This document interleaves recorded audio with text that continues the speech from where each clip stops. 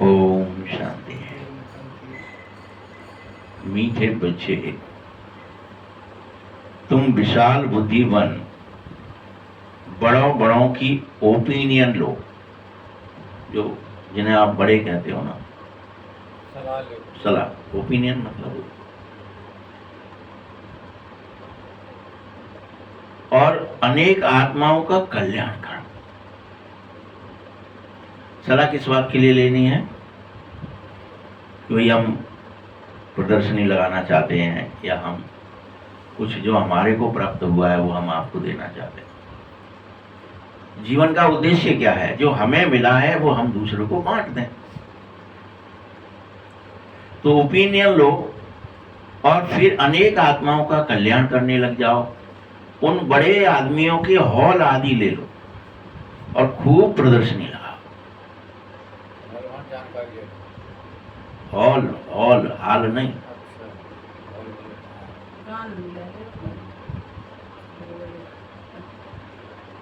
जानकारी नहीं। ये हॉल, उनके पास बड़े आदमी हैं तो क्या होंगे? उनके पास हॉल होंगे। उनको क्या ले लो? ले लो उनको, उनसे मांग लो कि हमको थोड़ा 1 दिन के लिए चाहिए, 2 दिन के लिए चाहिए, खूब प्रदर्शनी लगाओ। ये उस समय शुरुआत में बाबा युक्ति बता रहा था कि कैसे तुम्हारा यह बात जो भगवान कह रही हैं वो जगत में पहुंच जाए। प्रश्न है, अभी तुम्हें कौन सी स्मृति आ गई है जिसका सिमरण करो तो कभी दुखी नहीं होगे? बताओ क्या स्मृति आ गई है कि उस स्मृति की याद आ जाए, उस स्मृति का सिमरण हो जाए तो कभी दुखी नहीं होंगे फिर आप? बताइए ना। नहीं बताएंगे, आपका दुख मिट जाएगा अभी के अभी। उत्तर है, बच्चे तुम्हें ये स्मृतियां आ गई हैं कि हम ही पूज्य थे, हम ही राजा थे, नारायण थे, देवता थे। फिर हम रंग बने हैं, हम हैं नहीं रंग। आज भी अनेकों लोग हैं ना जो राजा थे, राजा रियल में, वो लिखते हैं अभी भी, भाई पता है वो राजा है, लेकिन वैल्यू क्या है? वैल्यू कुछ नहीं।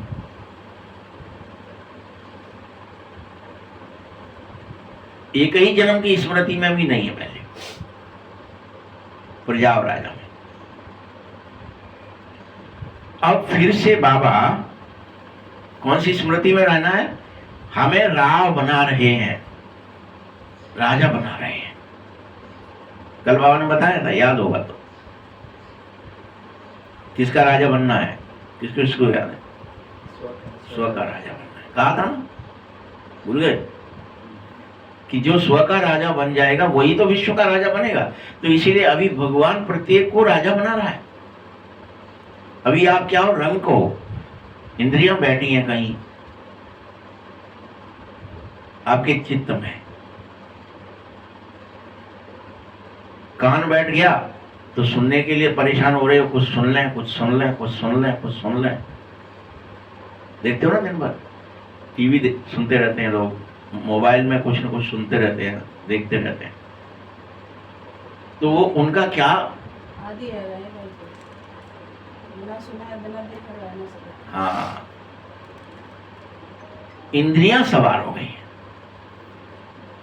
हमें स्वराज बनना है, राजा बनना है। आत्मा बैठ जाए अपने सिंहासन पर, स्वराज अधिकार हो जाए, हम आत्म स्मृति में चले जाएं वापस।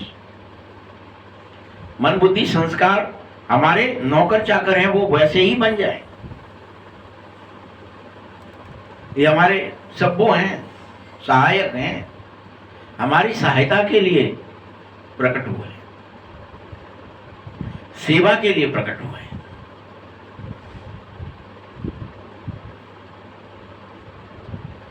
बाबा अभी हमें सारे विश्व का भी समाचार सुनाता है, खुद का तो सुनाता ही है रोज रोज, बीच बीच में सारी दुनिया का भी समाचार सुनाता है। संसार की हिस्ट्री, ज्योग्राफी को बताता है, जनाता है कि बच्चे अकेले स्वराज अधिकारी नहीं थे तुम, कृष्ण थे, तुम नारायण थे, तुम राम थे। ये समझाता है।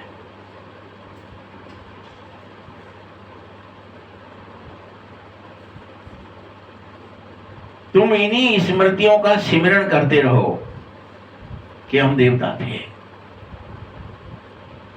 हम क्षत्रिय थे, फिर हम वैश्य बने, फिर हम शूद्र बन गए, फिर हम ब्राह्मण बन गए। अगर ये पांचों स्वरूप भी याद रहे, अनादि स्वरूप, अविनाशी स्वरूप, मध्य स्वरूप, तो भी कोई दिक्कत नहीं है। कभी अपने को फिर दुखी नहीं समझोगे, ये तो खेल है।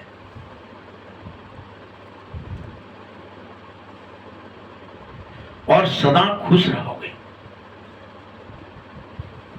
गीत है, नयनहीन को राह दिखाओ। ओम शांति। मीठे मीठे शकीलदे रूहानी बच्चों ने गीत सुना। तुम बच्चे समझ गए होंगे कि बाबा को मिलन व वर्षा लेना बहुत सहज हो गया है। बाबा से, बाबा को मिलना, बाबा से वर्षा लेना तुम्हारे लिए सबसे सहज हो गया है। रोज आता है, वर्षा देता है, हमें तो लेना ही तो, ग्रहण ही तो करना, उसकी बात ही तो मान लेनी है। जो वो कह रहा है उसी पर तो चलना है, चल पड़ना है। इसीलिए गायन भी है कि शिव बाबा जब आता है तो बाप 1 सेकंड में जीवन मुक्ति का वर्षा दे देता है। इतना सहज है। कितनी देर लगती है? अपने को आत्मा निश्चय करके मुझे याद करो, इतना 1 सेकंड, यही तो वर्षा। या स्व में स्थित हो जाओ, स्वराज अधिकारी बन जाओ। या दिल तक कुछ भी बाबा ने कह दिया हुआ, 1 सेकंड की बात है, करनी है आप। बच्चों, जीवन मुक्ति का मतलब ही होता है सुख शांति संपत्ति आदि का वर्षा। यही जीवन मुक्ति है। कोई जीवन मुक्ति अलग से कोई चीज नहीं है। जहां सुख भी हो, शांति भी हो और संपत्ति भी हो और आप भी हो, तो समझो कि आपने जीवन मुक्ति का वर्षा ले लिया है।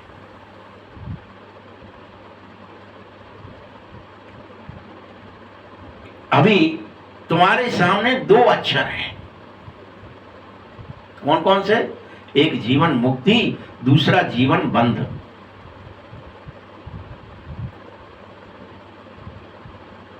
तो चेक करो कि आप जीवन के बंध में बंधे जाते हो या जीवन को मुक्त कर लेते हो। जीवन से मुक्त है या जीवन के बंध में, हाय मरे हाय मरे, हाय जी हमारे संग क्यों है रहो, हाय बाको का हो, हमारे रिश्तेदार को कहा है वो, जी फलाने को कहा है वो, मोड़ा को कहा हुआ, बहू को कहा हुआ, पत्नी को कहा हुआ, पति को। मतलब ये जीवन बंधन है या जीवन मुक्त हो, 2 ही अक्षर है। जानो इस समय अगर तुम अभी भी भक्ति मार्ग में चल रहे हो या रावण के राज्य के वशीभूत हो गए, इंद्रियों से, मन से, विचारों से, भावनाओं से, कर्मों से आप काम क्रोध लोगों में फंसे ही हो, रावण राज्य के वशीभूत, तो तुम जीवन बंधन में हो कि अंधविश्वास में फंसे हैं, भक्ति में फंसे, अंधश्रद्धा में फंसे। ये ऐसा किया जाता है सो हमें करना है। कल एक फोन आया, उन्होंने कहा हमने सारे तीर्थ कर लिए, वो अटका करे जाए। क्या है ये? अटका हमें करना ही पड़ेगा। कहू के तीर्थ ना भाई, हमारे घर में हवाए पूरे हो गए हैं, हवाई शीशियों चढ़ गई है, अब हमें ये जीवन बंद है ये, क्योंकि भक्ति में आप अटक गए, आपको लग रहा है ये तीर्थ थे, ये हो गए, अब तो ये हमें ये करना ही पड़ेगा। बंध है ना ये बंधन, नहीं करेंगे तो हाय पता नहीं क्या ही हो जाएगा, लोग क्या कहेंगे, हम यूं ही बिना अटका के मर गए तो जाने हमारा क्या ही हो जाएगा। करते हो कि नहीं करते, बताओ गांव में करते हैं कि नहीं करते? गिर जाए तो भाग कराए तमाम। अटका करना है कैसे? अटके बाप आकर के तुम्हें वर्षा दे रहा है और चाहता है कि मेरे बच्चे बंधन से मुक्त हो जाएं। भगवान मुक्ति चाहता है तुम्हारी, तुम क्यों बंधे पड़े हो भक्ति में और मायावी बातों में? तुम तो अपने सिंहासन पर बैठ जाओ, सारी क्रिया प्रतिक्रिया भूल जाओ।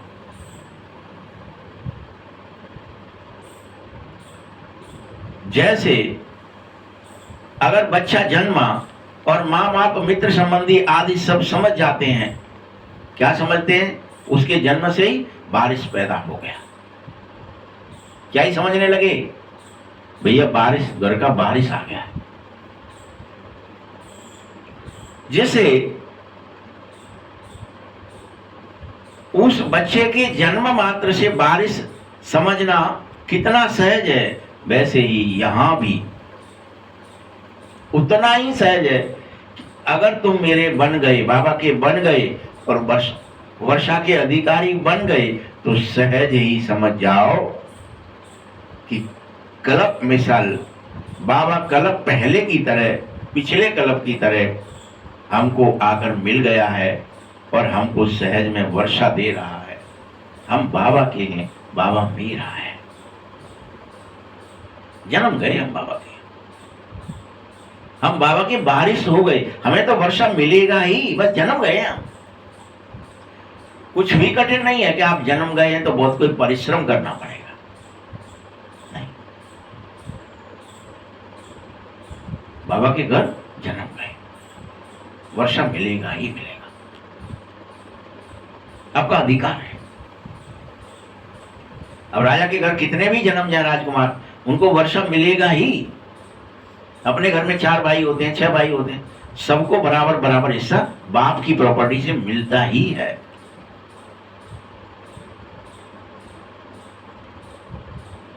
यहां हर एक जानो नई सृष्टि का रचयिता भगवान ही है, वह वर्षा देने ही आया है, वह हमको भटकाने से बचा रहा है।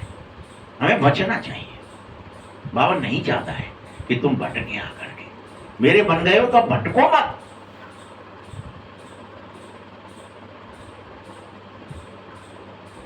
कल तक तुम भी भक्ति करते थे, आज तुम्हें बाबा से सहज ज्ञान और राजयोग का रास्ता मिल गया है। क्या मिल गया है? सहज ज्ञान और राजयोग का रास्ता मिल गया। बच्चों, अपना अनुभव सुनाते हैं कि हमने बाबा बी के द्वारा सुना था 2 बाप होते हैं। ये सिवाय आपके और कोई के मुख से कह न सके कि 2 बाप हैं। हमारी हर एक बात शिव बाबा के यहाँ वंडरफुल है। अभी हमें स्मृति है, जो यहाँ के होंगे उनको झट स्मृति आती जाएगी और वो बाबा का वर्षा लेते जाएंगे, जन्मते जाएंगे बाबा के यहाँ। हाँ, स्मृति में आए हुए को भी माया कोई जोर से थप्पड़ भी लगा सकती है तो विस्मृति दिलाती है, इसलिए सावधान रहना कि माया का थप्पड़ ना लग जाए।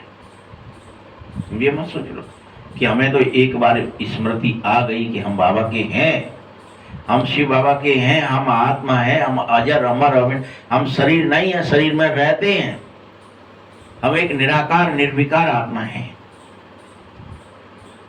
कभी इस स्मृति से मैं भी माया जोर से थप्पड़ मार सकती है और तुम्हारे की स्मृति की जगह विस्मृति दिला सकती है कि तुम देव आए मरे, हमें दर्द हो रहा है, पीड़ा हो रही है, दुख हो रहा है, बीमार हो रहे हैं, बुखार है, खांसी है, फलाना है, तो वो क्या स्मृति आ गई? थप्पड़ लग गया। आपको देह की स्मृति आ गई, मैं देह, मैं स्त्री पुरुष।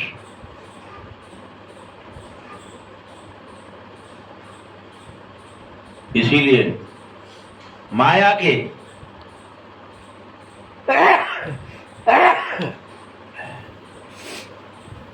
उस जोर से थप्पड़ से बचना चाहिए, और तुम बच्चों को बड़ा खबरदार होकर रहना चाहिए। स्मृति में कहीं कोई विध्वंस, कोई विघ्न ना आ जाए। स्मृति मतलब याद।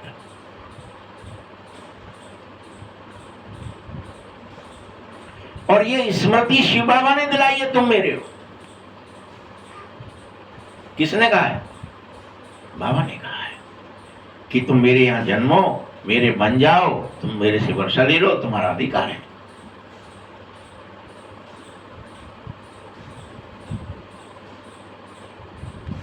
इसकी मूल पहचान क्या है? कौन बताएगा हमें से? लिखते ही रहोगे, बताओगे नहीं। मूल पहचान क्या है बताओ। बाबा पूछ रहे हैं कि स्मृति बाबा ने जो दिलाई है, तुम बाबा के हैं, इसकी मूल पहचान क्या है? बाबा कहते हैं, क्योंकि आप तो बताओगे कि पवित्रता का कंगन पूरा बना है, सो बाबा का है। जन्म गए हैं तो जैसे क्या कहते थे वहां, एक गटमल्ला डाल देते थे, एक पर्ची डाल देते, हॉस्पिटलों में एक बाजू बंद बना देते, उसमें नाम लिखा होता था माता पिता का। छोटे बच्चे जब होते हैं, या किसी चीज पर भी, कंबल होगा, हाथ पे नहीं लिखेंगे, कंबल में लिख देंगे। मिलिट्री में जब हॉस्पिटलाइज होते लोग, वहां तो अनेकों जन्म थे ना एक साथ। अब जन्म गए 4 झूले, आप माँ के पास नहीं रखते हैं, वो लोग फीडिंग के लिए लाते हैं, बस दूध पिला दो, उसके बाद वापस जाएगा बच्चा।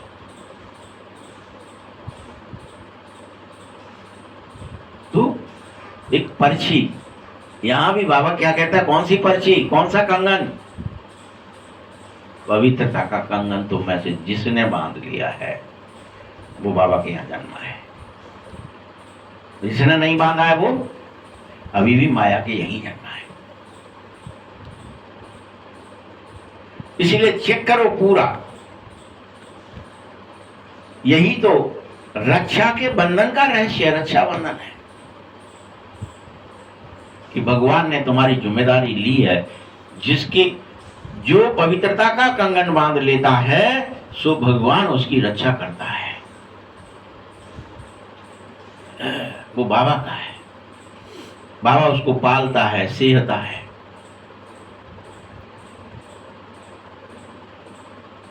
उसके हर दृष्टि, वृत्ति, स्मृति में भगवान आकर के सहायता करते रहते हैं उसकी। सो अभी तुम जानो कि भगवान ने तुमसे प्रतिज्ञा करवाई है। ये किसने करवाई है प्रतिज्ञा? कि बच्चे, काम महाशत्रु है, तुम पवित्रता का कंगन बांध लो। ये भगवान ने करवाई। मेरे साथ प्रतिज्ञा करो कि चाहे यह शरीर ही क्यों न छूट जाए, लेकिन मैं अब कभी भी पतित नहीं बनूंगा। ये प्रतिज्ञा करो, ये कंगन बांधो।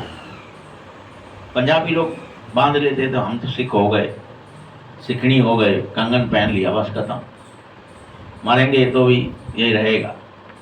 यहां बाबा कह रहा है, मेरे साथ प्रतिज्ञा करो कि अब मैं चाहे शरीर छूट जाए, मंजूर है, लेकिन पतित नहीं बनूंगा, और बाबा को ही याद करूंगा। तो आधा कल्प के पाप जलकर भस्म हो जाएंगे। जो तुमने अनेकों जन्म के पाप तुमने किए थे, प्रतिज्ञा करने मात्र से भस्म हो जाएंगे। अब इसकी सिख धर्म में जाकर के क्या हो गई है?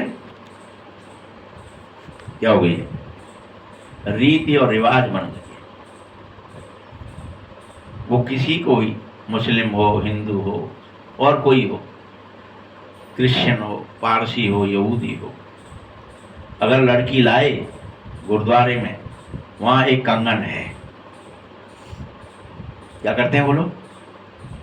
उस कंगन को ऊपर से डाल देते हैं। नहीं, अब ये हो गई सिकड़ी, हो गई सिख, हो गई हमारे धर्म की, हो गई पवित्र, इसके सारे चीजें माफ हो गई।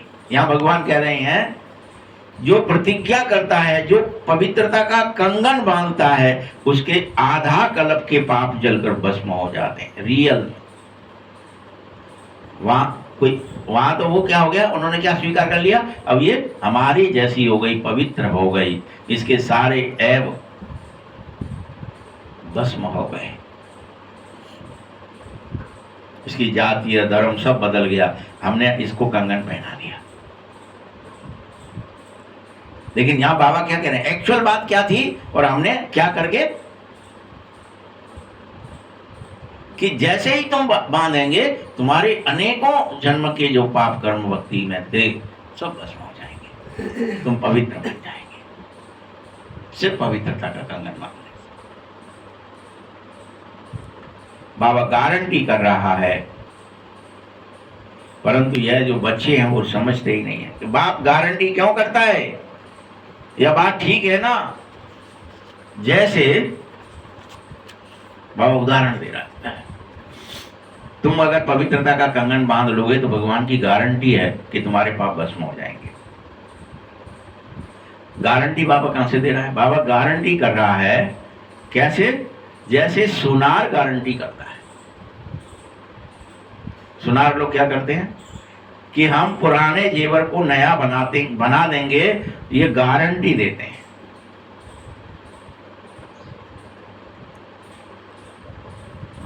सुनार का तो काम ही यही है, आग में डालता है और सच्चा सोना बन जाता है। यहां बाबा तुमको यही समझा रहा है, तुम आत्मा में जो खाद पड़ी है, वो जो सतो प्रधान थे, सुखाद पढ़ते पढ़ते कैसे सतो रजो तमो और तमो प्रधान में चले गए हो, ये बहुत सहज बात है। अब मैं भी सोनार हूं, भगवान क्या बन गया इस समय तुम्हारे लिए, और मैं गारंटी कर रहा हूं कि तुम्हारे ये पुराने जेवर मुझे दो, मैं तुम्हारी आत्मा की सारी खाद निकाल के बाहर कर दूंगा और तुम्हें कैसा 24 कैरेट सोना बना दूंगा। सारा टांका बाहर निकल जाएगा, गल जाएगा। किससे, योग अग्नि से। कहां डालूंगा तुम्हें, याद की भट्टी में डाल दूंगा। बहुत सहज है मेरे लिए। यह चित्र आदि भी इसीलिए बनाए गए हैं कि इनसे समझ सकें तुम इस बात को कि भगवान आता है तो क्या करता है। ये चित्र बनवाए गए हैं जानबूझ समझाने के लिए, ऐसा नहीं है कि चित्र ही सही है, मना कर रहा है बाबा। समझ जाए तो मूल बात कि तुम्हें याद आने लगे कि मुझे तो बाबा की स्मृति रहे, इसी से मैं योग अग्नि मेरी जल जाए, मेरे अंदर लौ लग जाए, तो मेरे सारे 63 जन्मों के किए हुए पाप भस्म हो जाएंगे, मैं निष्पाप हो जाऊंगा, निष्कलंक हो जाऊंगा, निष्कंटक हो जाऊंगा।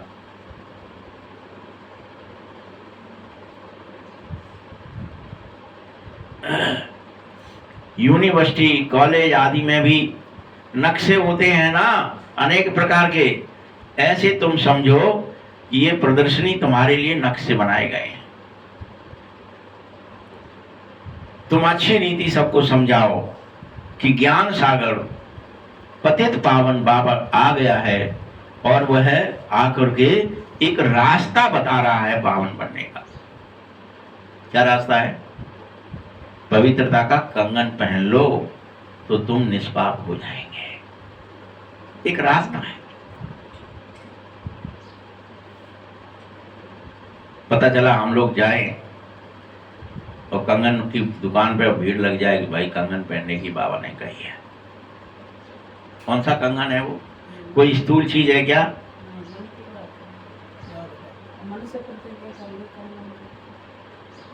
स्थूल कोई कंगन है क्या, स्थूल कोई राखी है क्या, नहीं है।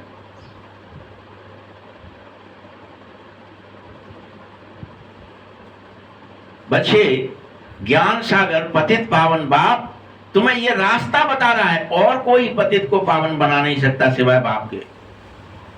एक ही रास्ता है, बाबा ही बनाएगा, बाबा की ही बात माननी पड़ेगी। दूसरा, संसार में कोई स्थूल क्रियाएं, चाहे गंगा जी नहाया हो, चाहे कंगना पहन लो, चाहे सोने का कुछ करके छींटे दे दो, कुछ नहीं होगा।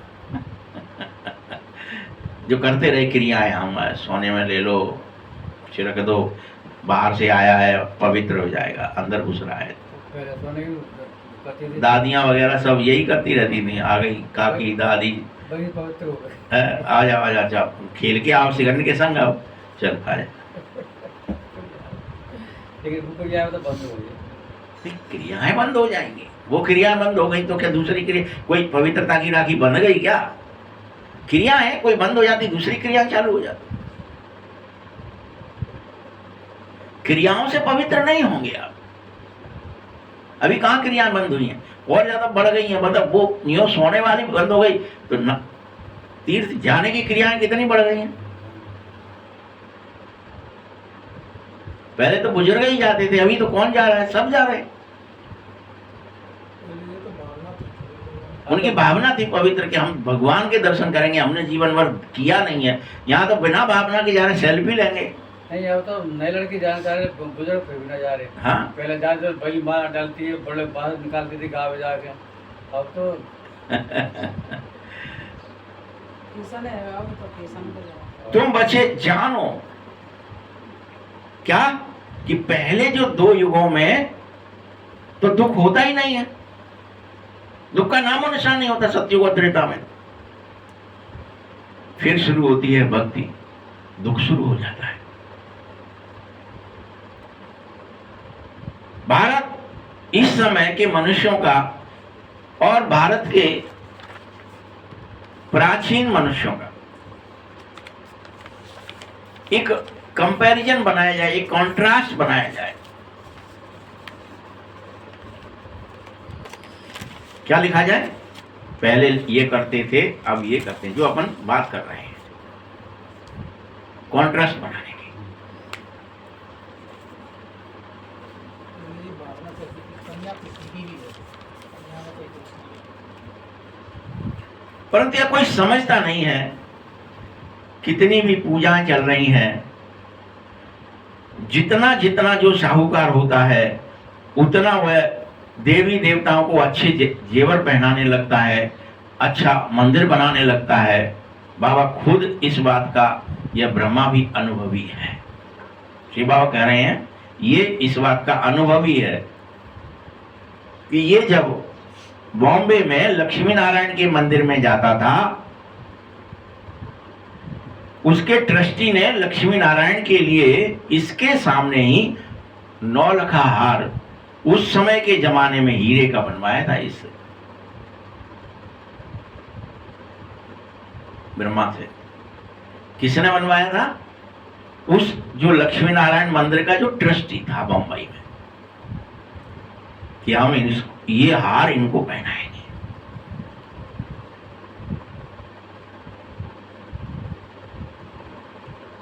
बाबा को उस ट्रस्टी का नाम भी याद है अभी तक।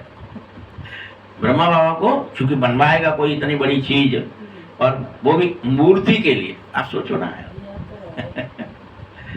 तो क्या ये आश्चर्य नहीं होगा? हमारे आदमी के लिए बनवा देते तो भी ठीक था, मूर्ति पे इतना प्रेम, आश्चर्य करोगे ना।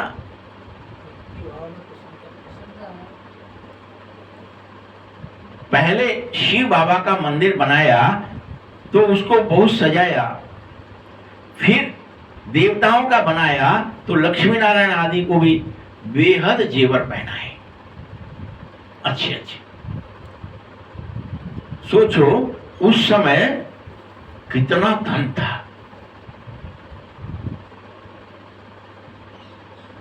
तुम्हें पता है ना, मोहम्मद गजनवी आदि आकर के कितने हीरे जवाहरातों को ऊंट पर लाद लाद करके लेके गया था भारत से, अनेकों बाहर लेके गया। तो भारत में कितना अथाह अकीचार धन था।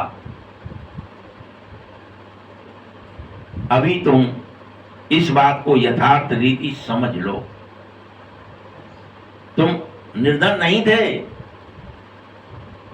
बहुत धनी थे, लेकिन तुमने धन को क्या कर दिया? मूर्तियों में, मालाओं में, मंदिरों में रख दिया। लोग आए, लूट ले गए। आपका धन कमाया, भारत का धन चला गया इधर व्यर्थ में।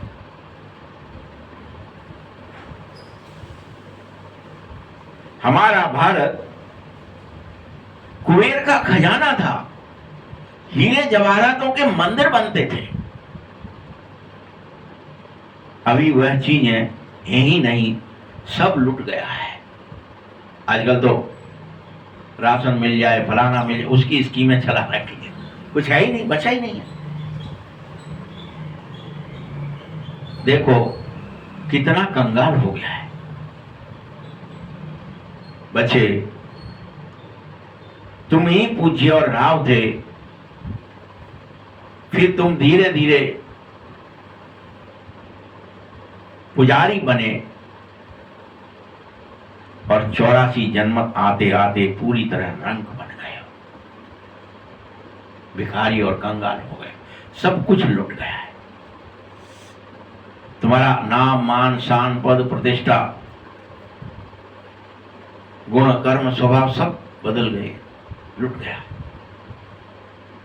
इज्जत, आबरू सब लुट गई। ऐसी ऐसी बातें तुम बच्चों को घड़ी घड़ी स्मरण में रखनी चाहिए, सिमरण करनी चाहिए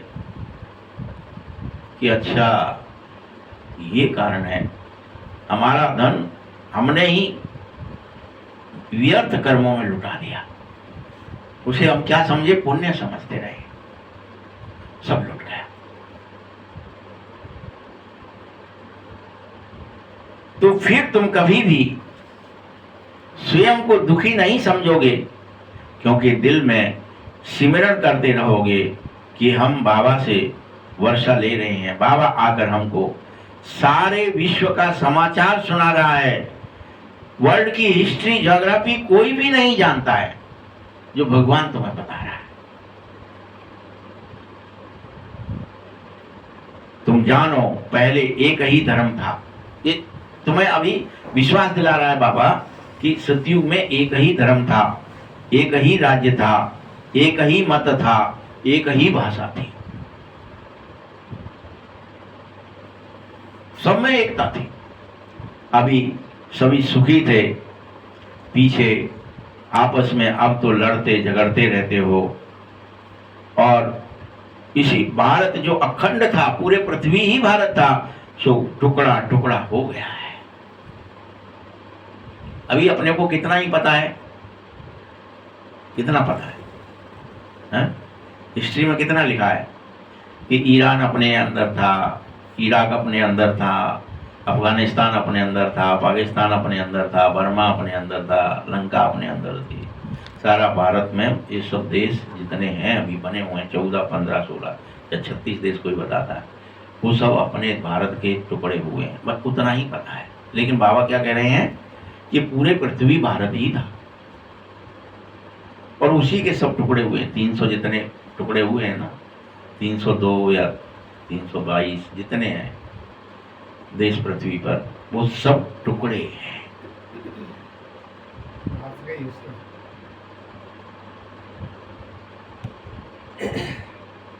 महाभारत में इतना वर्णन आता है सिर्फ कि पांडवों ने सारी पृथ्वी जीत ली थी। ऐसे ही पहले मानधाता का वर्णन आता है कि मानधाता पूरे पृथ्वी के मालिक थे, फिर बाद में बीच बीच में फिर खंडित हो गए। मतलब वो कलप कलप की कहानी लिखी गई है। लास्ट में कहानी लिखी गई 5000 वर्ष पुरानी कि वो परीक्षित जो थे, राजा परीक्षित, जिनको सांप डसेगा फलाना, वो कहानी जो लिखी है, वो जो है वो पूरे पृथ्वी के मालिक थे, एक छत्र, ऐसा वर्णन है।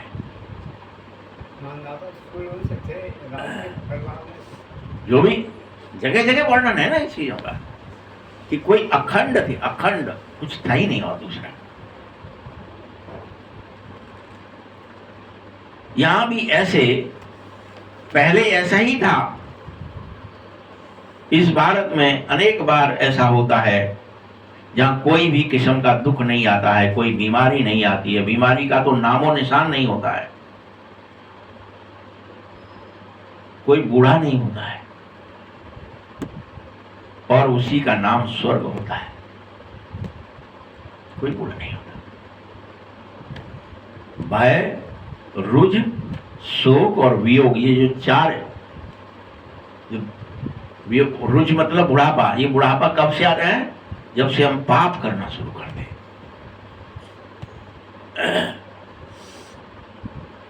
वर्णन है, स्मृतियों में है, अनेक जगह है कि माताएं बहनें कोई रजस्वला नहीं होते थे पहले, कोई पुरुष आदि को दाढ़ी मूछ नहीं होती थी।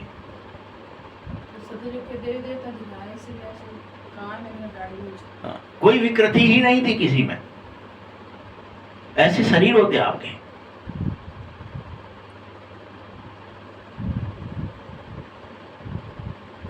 तो इसलिए उसका नाम स्वर्ग है जहां दुख या बीमारी का कोई नामो निशान नहीं, कोई बुढ़ापे का भी नाम, कोई बुराई नहीं, सब चिरयौवन।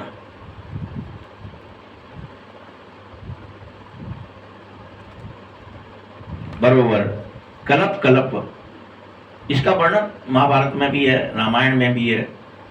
आपको याद ही होगा कि लिखाया गया, भले ही राम की आयु बहुत दिखाई है, अनेकों वर्ष राज्य किया, लेकिन अवस्था कैसी दिखती थी? जैसे कोई वो 21 वर्ष के राजकुमार हो, ऐसे ही दिखते रहे। जब शरीर छोड़ा तब भी ऐसे ही दिख रहे थे कि 21 वर्ष के राजकुमार। कृष्ण के बारे में वर्णन है कि वो इतने 125 वर्ष जिए, 125 वर्ष, लेकिन कृष्ण और बलराम की उम्र उतनी ही दिखती थी जैसे कोई जब सबसे जवान बच्चा हो। कोई बूढ़ा नहीं होता, कोई होता ही नहीं था, रुच था ही नहीं, न भय था, न रुच था, न शोक था, न वियोग था, क्योंकि पाप नहीं था।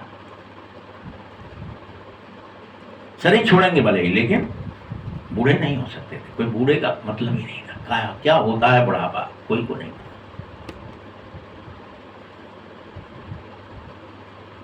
इसीलिए कलप कलप तुम्हें विस्मृति हो जाती है और बाप तुम्हें कलप कलप स्मृति दिलाता है।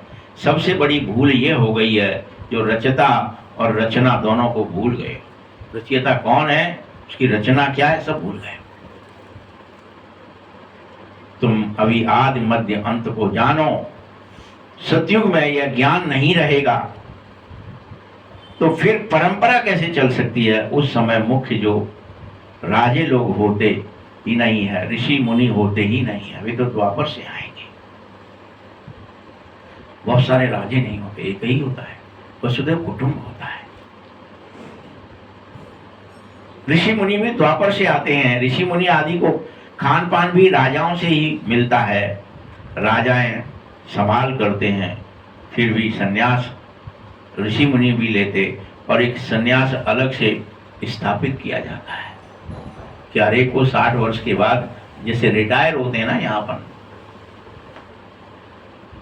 क्या करते हो आप 60 वर्ष के बाद या 62 वर्ष के बाद गवर्नमेंट वाले क्या कर देते हैं, उसको रिटायर कर देते हैं। वहाँ भारत में ये नियम था कि आपको घर बार छोड़ करके पूरी तरह से संन्यास्त जीवन जीना पड़ेगा, ये कंपलसरी था।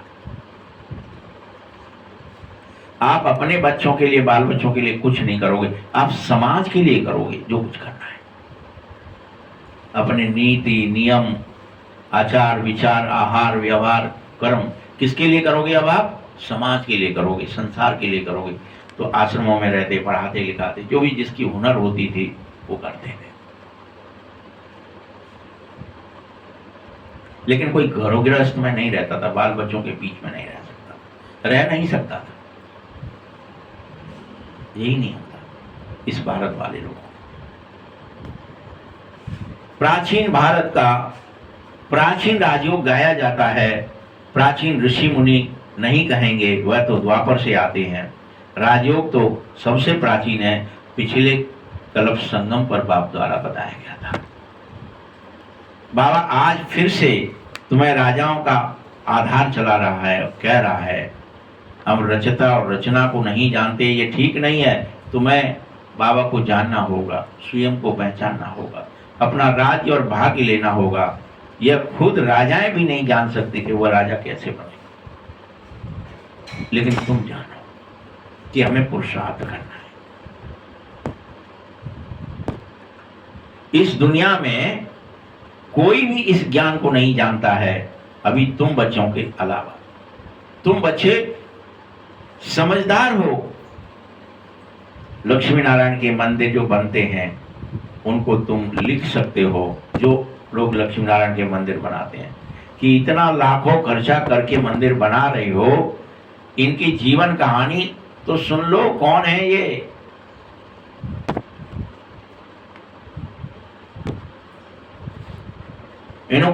ये राज्य कैसे पाया था, ये कहां पर रहते थे, कौन सा राज्य किया था, ये समझ तो लो। मंदिर बना दिया बस। कपड़े पहनाए जाते हैं, बदले जाते हैं, श्रृंगार बदला जाता है, भोजन इतने टाइम होता है, 4 बजे 4 टाइम भोजन है कि 8 टाइम भोजन है। कई मंदिरों में 8-8 बार भोग लगाए जाते हैं, कोई में 4 बार लगाए जाते हैं।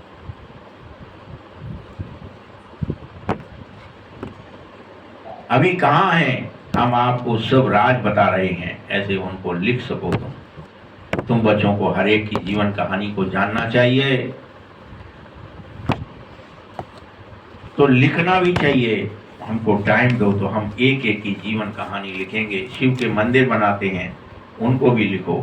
बनारस में जाओ, शिव का मंदिर कितना बड़ा बना रखा है उन्होंने, वहाँ के ट्रस्टी लोग होंगे, कोशिश करनी चाहिए उनसे बात करने की। बड़ों बड़ों को तुम्हें समझाना है।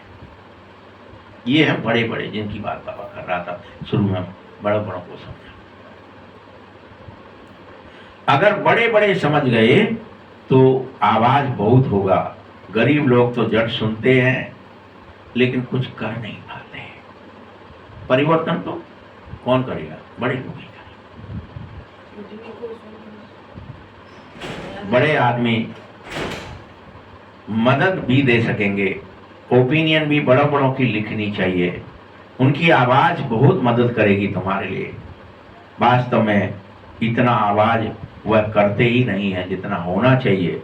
तुम प्रेसिडेंट को भी जाके समझाओ, प्राइम मिनिस्टर को समझाओ, अच्छा जो कहते हैं, चीफ मिनिस्टर हैं, कोई गवर्नर हैं, सबको समझाओ।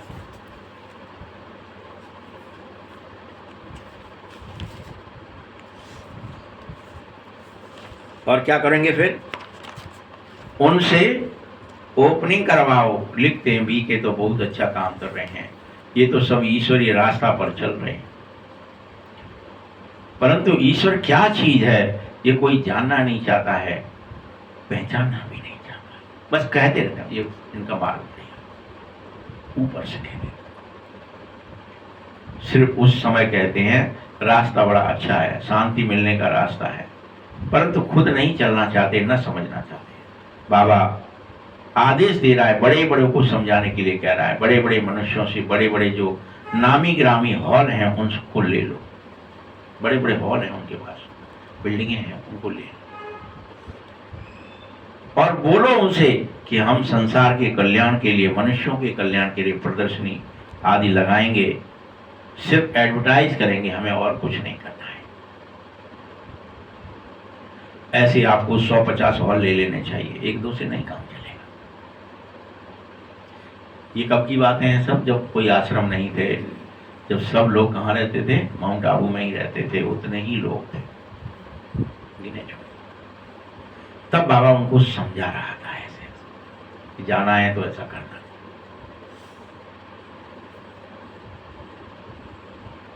भारत बहुत बड़ा है, एक एक शहर में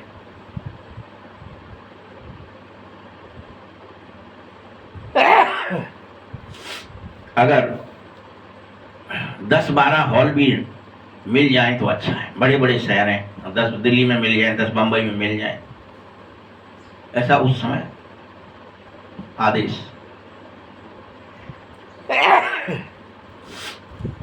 और फिर अखबारों में लिखवाओ कि इतने हॉलों में प्रदर्शनी हो रही है, आकर के समझें। और ले लोगे, प्रचार नहीं करोगे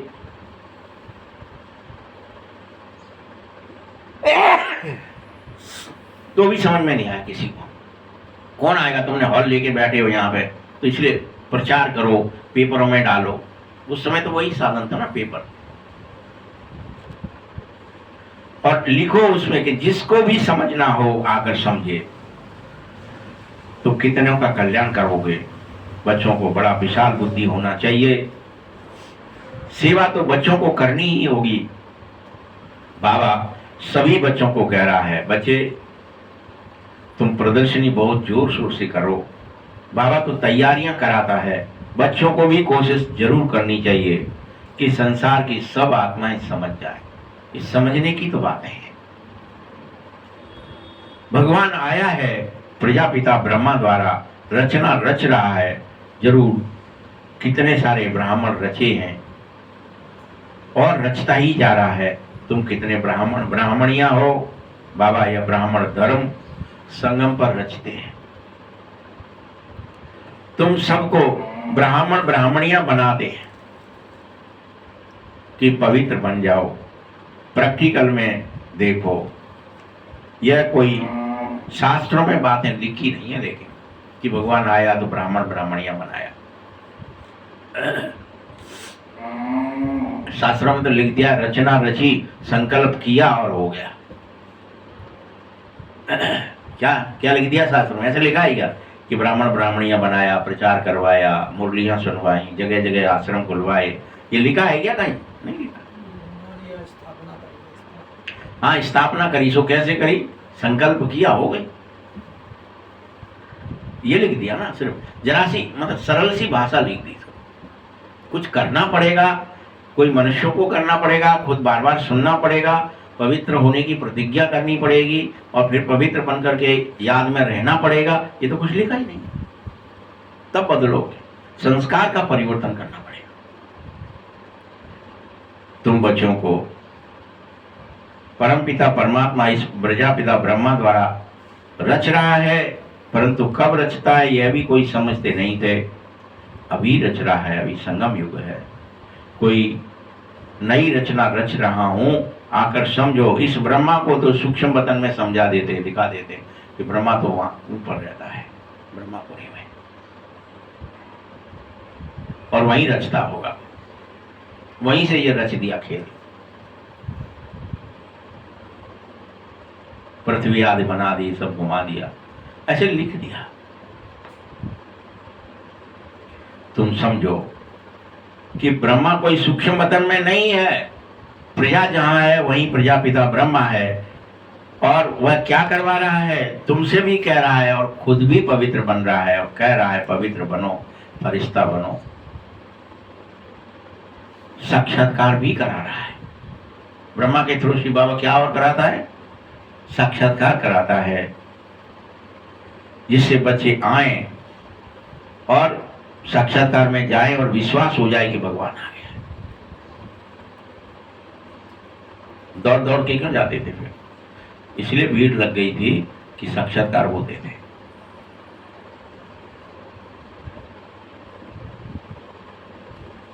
यह है ही मूवी वर्ल्ड। तुमको मूवी बाइस्कोप तो देखिए, परंतु प्रैक्टिकल में वह मूवी वर्ल्ड था। सब बातों को तुम जानो। मूल वतन है साइलेंस वर्ल्ड, जहाँ आत्माएं रहती हैं, वो आत्माओं का घर है। और सूक्ष्म वतन है, सूक्ष्म शरीर भी है सबके पास। जरूर कुछ सूक्ष्म भाषा भी होती है। तुम बच्चों की बुद्धि में तभी आए जब तुम आत्म स्मृति में स्थित हो जाओ, सब पता चल जाए सूक्ष्म क्या होती है भाषा।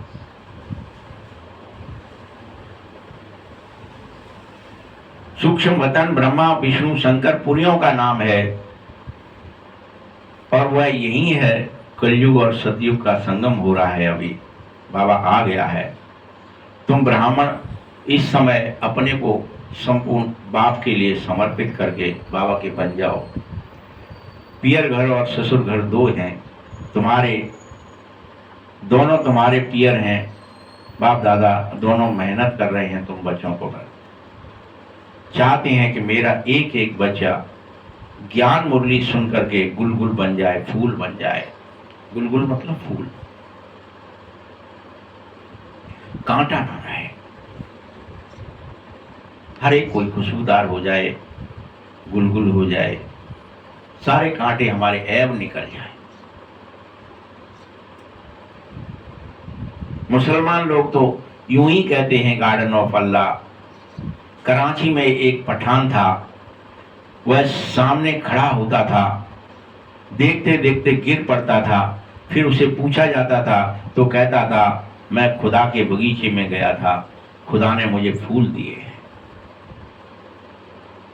क्रियाएं करता था ऐसा। अब उसको ज्ञान तो था नहीं बेचारे को। अभी तुम ये सब बातें समझो कि बगीचा किसे कहा जाता है, जंगल किसे कहा जाता है? बागीचा फूलों का होता है, जंगल कांटों का होता है।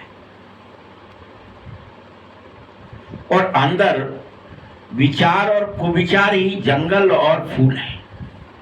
कुविचार है तो जंगल है और सुविचार है तो फूल है। तुम्हारी बुद्धि में सारा राज आ जाना चाहिए। सतयुग क्या है, कलयुग क्या है,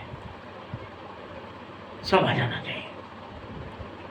तुमको बेहद खुशी होनी चाहिए। सारा चक्र तुम्हारी बुद्धि में रहना चाहिए। विस्तार तो इसका बहुत है, क्या क्या समझाऊं, परंतु बुद्धि में जितना बैठ जाए शॉर्ट में उतना ही अच्छा है। बाप चाहता है शॉर्टकट में सब बैठ जाए। तुम बच्चों को रचता और रचना को जानना चाहिए। ब्रह्मा को रचयिता नहीं कह सकते हैं, रचयिता एक शिव बाबा ही है। बलिहारी बस उसी की है, उस निराकार परमात्मा की। हाँ, पहले पहले उसने इस ब्रह्मा को रचा। पहले पहले किसको रचा? इस ब्रह्मा को रचा। फिर ब्राह्मणों को रचा।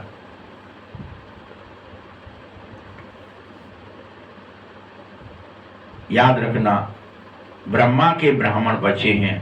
पांडवों को कभी ब्राह्मण नहीं समझते हैं। ब्रह्मा द्वारा ब्राह्मण रचे गए हैं। यही रूहानी यज्ञ है जो हुई है।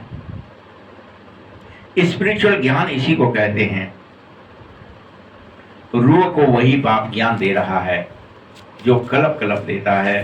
तुम यह समझो और जानो कि हमको कोई मनुष्य नहीं पढ़ा रहा, स्वयं सर्वशक्तिमान बाप हमें पढ़ा रहा है। आत्माओं का पिता हमें पढ़ा रहा है, परमात्मा हमें पढ़ा रहा है, कोई देह नहीं पढ़ा रही। भल कहते हैं ब्रह्मा द्वारा स्थापना, लेकिन स्थापना तो शिव बाबा ही करता है। कृष्ण के लिए थोड़े ही कहेंगे, ब्रह्मा द्वारा ही कही जाती है ना। तो ब्रह्मा द्वारा क्या स्थापित होता है? स्वर्ग स्थापित होता है, नरक नहीं।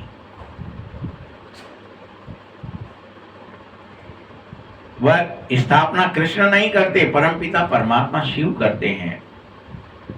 विष्णु द्वारा पालना फिर कहेंगे। ब्रह्मा और विष्णु का कितना पाठ है। ब्रह्मा मुख वंशावली ही जाकर के विष्णुपुरी के देवी और देवता बनेंगे। ब्रह्मा सो विष्णु और विष्णु ही ब्रह्मा बनता है। यही खेल है। यहां भी तुम बच्चों को समझा रहा हूं कि ध्यान से समझो।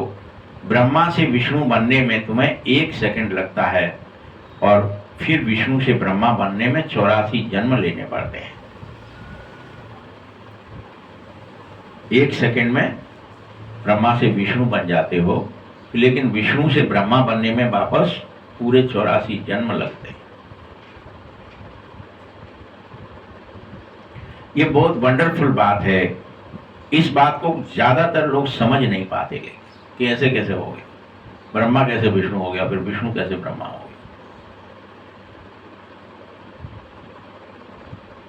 यही बेहद की बातें हैं। बेहद का बाप बेहद की पढ़ाई पढ़ा करके बेहद का राज्य देने आया है, बेहद का भाग्य देने आया है। सो ले लो। इस सृष्टि चक्र को जानना जरूरी है।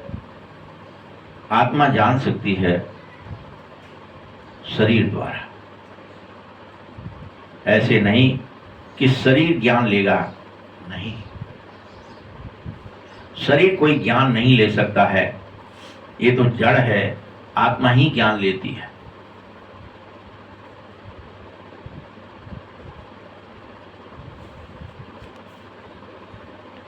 तुम बच्चों को यह समझना चाहिए कि सारा ज्ञान आत्मा में आता है।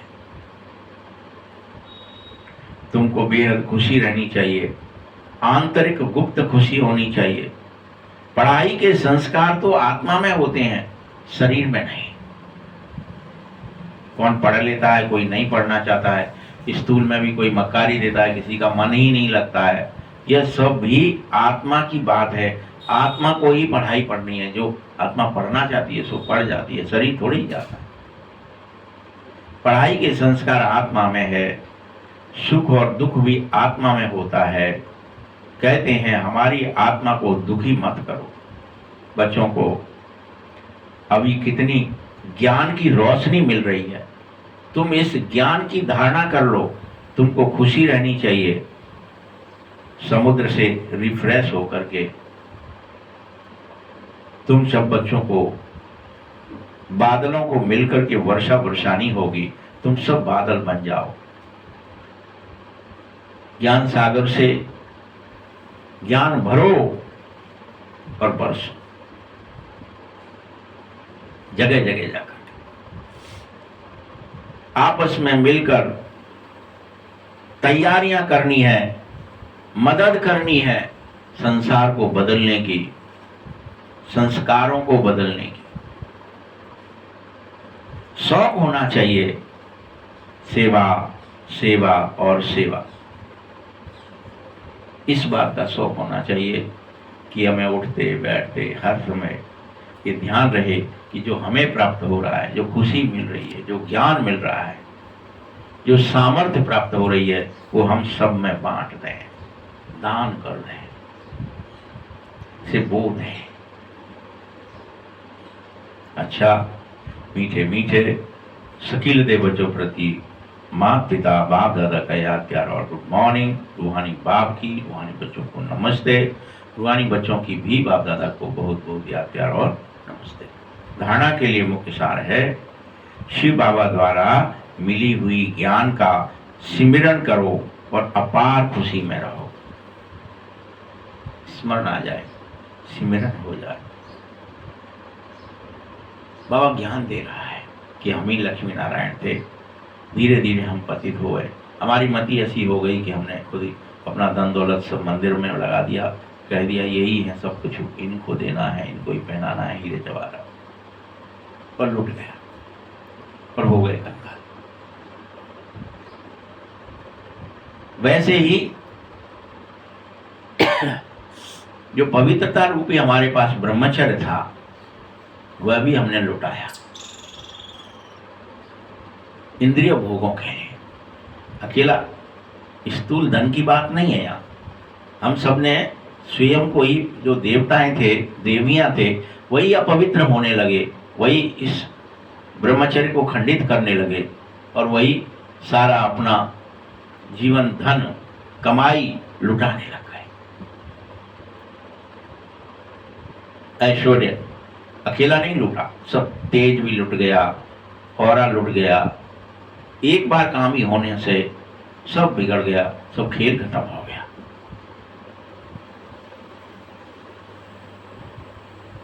तो विशाल बुद्धि बनो, अपार खुशी में रहो और जोर शोर से सेवा करो।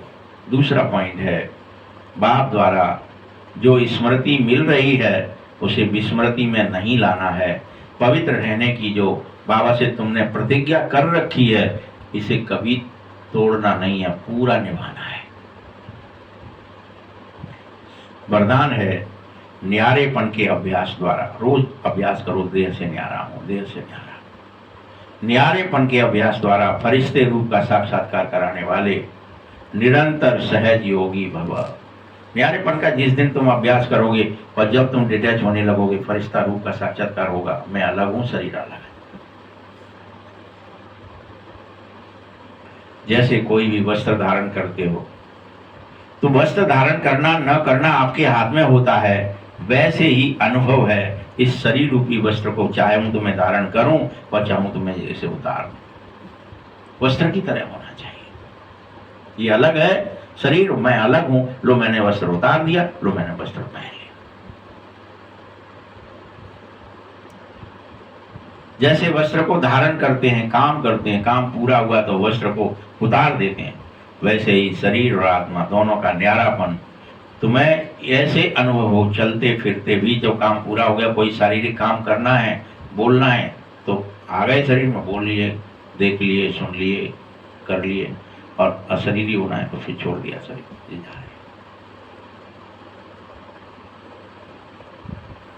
तब कहेंगे निरंतर सहज योगी। डिटैच रहने वाले बच्चों द्वारा अनेक आत्माओं को फरिश्ते स्वरूप और भविष्य राज्य पद का साक्षात्कार होगा। तो जो बच्चे डिटैच हो सकेंगे वो दृष्टि भी दे देंगे, तो अनेकों को साक्षात्कार करा सकेंगे, उनके फरिश्ते रूप में उनको भी टिका सकेंगे। अंत में इस सेवा से बहुत प्रभाव निकलेगा। ये सेवा अंतिम सेवा है फरिश्ता बनने की, अपने फरिश्ता स्वरूप की दृष्टि मात्र से दूसरे को फरिश्ता बना देने, डिटैच कर देने की। इससे बहुत प्रभाव निकलेगा भैया। वहां पे तो हम देह दुनिया को पता नहीं कैसे भूल गए, अलग हो गए थे शरीर से। आएंगे लोग में बहुत प्रभाव निकलेगा बड़ा। अरे भैया चलो वहां चलते हैं, भीड़ लग जाएगी आगे इस विद्या को सीखने। स्लोगन है संगम का 1 सेकंड भी व्यर्थ नहीं गवाना है, यह 1 वर्ष के बराबर है। संगम का 1 सेकंड सतयुग त्रेता द्वापर कलयुग के 1 वर्ष के बराबर है। अव्यक्त सारे हैं पवित्र। अपवित्रता के बीज को भी समाप्त करने के लिए और संपूर्ण पवित्र बनने के लिए आज क्या करोगे आप? ब्राह्मण जीवन का जो आंतरिक वर्षा, सदा सुख स्वरूप, शांत स्वरूप, मन की संतुष्ट स्वरूप, उसका अनुभव करने के लिए मनसा भी पवित्र होनी चाहिए। जमा करने की एक ही विधि है, मनसा वाचा कर्मणा पवित्र बनो। फाउंडेशन पवित्रता ही है सब चीज का। ये जो राखी है, ये जो कंगन है, यही फाउंडेशन, नींव है, मूलाधार है। सेवा में सफलता का आधार भी पवित्रता ही है। संकल्प और बोल की पवित्रता, कोई भी भाव मिक्स मत करना, भाव को भाव नहीं लाना, पवित्र विचार रखना, पवित्र भावना रखना। भाव में पवित्रता, भावना में भी पवित्रता होनी ही चाहिए। ओम शांति। तब अपवित्रता का नामो निशान बैठ सकोगे।